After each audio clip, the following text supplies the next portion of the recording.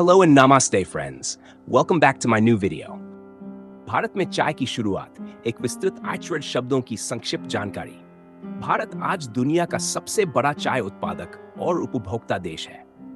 चाय भारतीय संस्कृति, सामाजिक जीवन और रोजमर्रा की दिनचर्या का अभिन्न हिस्सा बन चुकी है। लेकिन क्या आपने कभी सोचा है कि भारत में चाय की शुरुआत कैसे हुई? ये पेय भारत में कैसे आया और फिर कैसे इतना लोकप्रिय हुआ? इसका इतिहास ब्रिटिश उपनिवेशवाद, व्यापारीकरण नीतियों और भारतीय समाज में गहराई से जुड़ा हुआ है। आइए भारत में चाय की शुरुआत और इसके विकास की पूरी कहानी विस्तार से समझें। प्राचीन भारत में चाय का अस्तित्व। भारत में चाय की शुरुआत से जुड़ी कई धारणाएं हैं। कुछ ऐतिहासिक दस्तावेज और किंवदंतियां यह सुझाव देती हैं कि चाय जैसी पत्तियों का उपयोग प्राचीन काल से भारत में औषधीय उद्देश्यों के लिए होता रहा है। असम की जातियों के बीच ऐसी पत्तियों को उबालकर पीने की परंपरा ही, हालांकि इसे आज की चाय की तरह नहीं माना जाता था। ब्रिटिश ईस्ट इंडिया कंपनी और चाय। भारत में चाय के औद्योगिक और व्यावसायिक विकास की कहानी 9वीं शताब्दी में शुरू होती है, जब ब्रिटिश ईस्ट इंडिया कंपनी का शासन भारत में स्थापित हो चुका था। उस समय ब्रिटेन में चाय बहुत लोकप्रिय हो चुकी थी, लेकिन यह मुख्य रूप से चीन से आयात की जाती थी।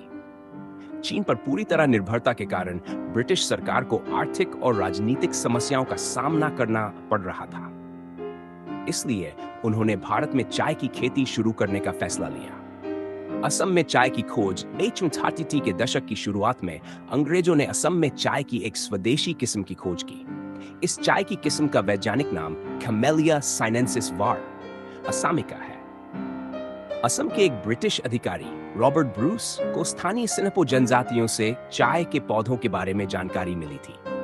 1883 में उन्होंने असम में चाय के पौधों के नमूने एकत्र किए और उन्हें कलकत्ता भेजा। 1834 में लॉर्ड विलियम बेंटिक की अध्यक्षता में एक चाय समिति का गठन किया गया, जिसने भारत में चाय की व्यावसायिक खेती की संभावनाएं तलाशनी शुरू की। चाय की खेती की शुरुआत। ब्रिटिश सरकार ने असम और बाद में दार्जिलिंग, नीलगिरी और कांगड़ा जैसे क्षेत्रों में चाय की खेती को बढ़ावा देना शुरू किया। शुरुआत में अंग्रेजों ने चीन से चाय के बीज और विशेषणों को भारत लाकर खेती शुरू की, लेकिन बाद में स्थानीय किस्मों को ही उपयुक्त माना गया। भारत की जलवायु और मिट्टी चाय की खेती के लिए उपयुक्त सिद्ध हुई।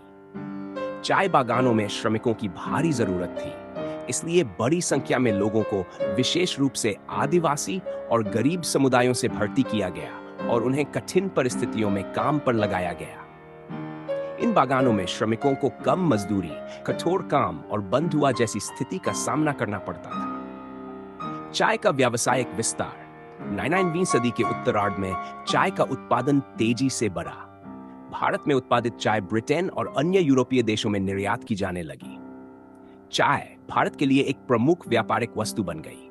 भारतीय चाय संघ, इंडियन टी एसोसिएशन की स्थापना 1881 में हुई, जिसने चाय उद्योग को संगठित रूप में विकसित करने में महत्वपूर्ण भूमिका निभाई। भारत में चाय की खपत की शुरुआत में भारत में चाय का उपभोग बहुत सीमित था, क्योंकि यह एक विदेशी वस्तु मानी जाती थी और केवल अमीर तबके तक सीमित थी। लेकिन 20वीं शताब्दी की शुरुआत में ब्रिटिश चाय कंपनियों ने चाय को भारतीय जनसाधारण तक पहुंचाने की रणनीति बनाई।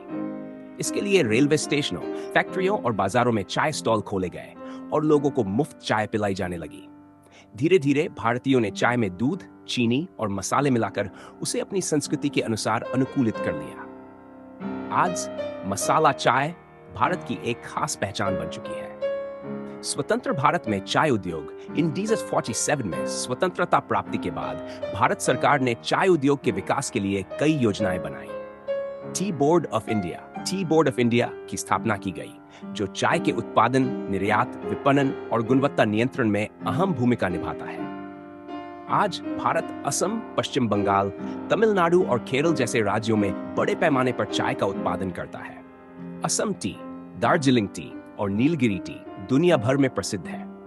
चाय भारतीय अर्थव्यवस्था में एक प्रमुख भूमिका निभाती है और लाखों लोगों को रोजगार देती है। चाय और भारतीय समाज। चाय अब भारतीय जीवन शैली का अभिन्न हिस्सा बन चुकी है। यह सिर्फ एक पेय नहीं, बल्कि एक सामाजिक अनुभव है। घर हो या दफ्तर, शादी हो या रेल यात्रा, चाय हर जगह मौजूद है। एक कप चाय अब मित्रता, संवाद और आराम का प्रतीक बन चुकी है। भारत में चाय की दुकानों को अड्डा की तरह देखा जाता है, जहां लोग सामाजिक, राजनीतिक और व्यक्तिगत चर्चाओं में व्यस्त रहते हैं। निष्कर्ष: भारत में चाय की यात्रा प्राचीन परंपराओं से लेकर औपनिवेशिक व्यापार और फिर स्वतंत्र भारत की सांस्कृतिक पहचान तक फैली हुई है। यह कहानी केवल एक पेय की नहीं, बल्कि आर्थिक, सामाजिक और राजनीतिक परिवर्तन की भी कहानी है। चाय ने भारत को दुनिया के मानचित्र पर एक महत्वपूर्ण स्थान दिलाया और साथ ही भारतीय समाज को एक नई सामाजिक आदत प्रदान की। क्या अगर आपको यह जानकारी उपयोगी लगी हो तो इस वीडियो को लाइक और शेयर जरूर करें ताकि और लोग भी इसके बारे में जान सकें। अपने विचार और अनुभव कमेंट में जरूर बताएं। हमारे चैनल को सब्सक्राइब करना न भूलें और बेल आइकन दबाएं